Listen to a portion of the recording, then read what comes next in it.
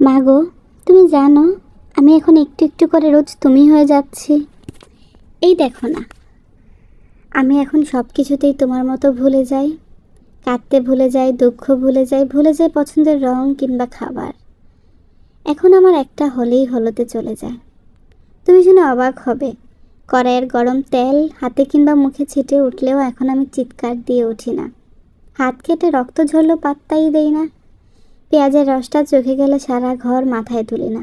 গরম পাতিলটা খালি হাতেই ধরতে পারি, হাত পুড়ে গেল কিনা বুঝতেই পারি না। তোমার মতোই এখন ব্যস্ততাকে ব্যস্ত বলতে সুযোগ পাই না। সকালে নাস্তা, দুপুরে খাবার, টিফিনে গুছিয়ে টেবিলের এঁটো মুছে নিয়ে আমিও এখন হন্তদন্ত হয়ে কাজের দিকে ছুটতে পারি। পা দুটোও যে তোমার মতো হয়ে গিয়েছে, জিরুতে ভুলে যায় এক্কেবারে। ঘরে ফিরতে ফিরতে একটু জিরিয়ে নেই, এই যা। ঘরে ফিরে আবার কোমর বেঁধে নেমে পড়ি ঘরের কাজে। তোমার মতোই ক্লান্ত লাগে না সত্যি। এই মিথ্যাটা রপ্ত করে নিয়েছি নিখুঁতভাবে।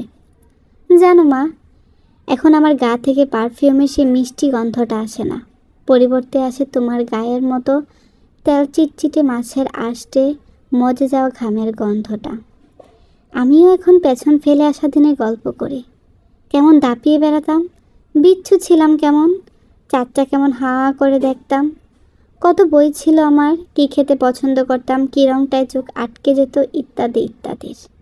যেভাবে তুমিও বলতে কোনো এক ছুটির বিকেল বেলাতে, আচ্ছা মা, তোমারও কি তখন মনে হতো সেই ইতিহাসের পাতায় ফিরে যেতে, যেখানে সত্যিকার অর্থেই তুমি আছো? জানো, সকাল সকাল এই বিচ্ছিরি অ্যালার্মের শব্দে ঘুম ভাঙলে ভীষণ অসহায় লাগে। তাকিয়ে থাকি ফোনের স্ক্রিনের দিকে বিষণ্ণতায়। মন চায় তোমার ডাকে প্রতিদিন জেগে উঠি। আচ্ছা, এই অসম্ভবকে কিভাবে সম্ভব করতে হয় তোমার কি জানা আছে? আমায় বলে দেবে তুমি মা? তুমি ওই যে যখন জায়নামাজে বসে দুরূদ জপতে, আমি তখন তোমার কোলে মাথা রেখে একটু শুতাম। তুমি তখন আমার মাথায় হাত বুলিয়ে দিতে, পিঠ চাপড়ে দিতে।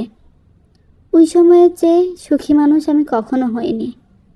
আমার বড্ড ইচ্ছে করে আবার তোমার কোলে শুই, সুখের সাগরে গা এলিয়ে দেই। আমার যে খুব বেশি দরকার ওই সুখটুকু।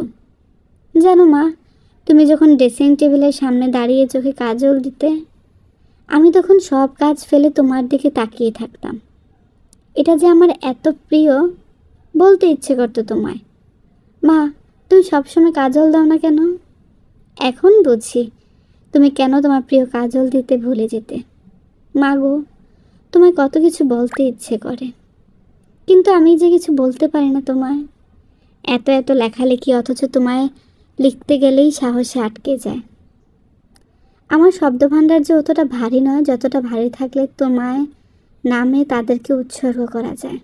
তবু বলবো, তুমি আমার আস্ত একটা সূর্য মা, যার আলোতে ওই সাদামাটা রংচটা ঘরটা আলোকিত হয়, যার দিকে তাকালে সকল দুঃখ ভুলে হয়ে ওঠে ভীষণ সাহসী, যার উত্তাপে দুমড়ে মুচড়ে যাওয়া আমিটা আবার মাথা চড়া দিয়ে উঠি।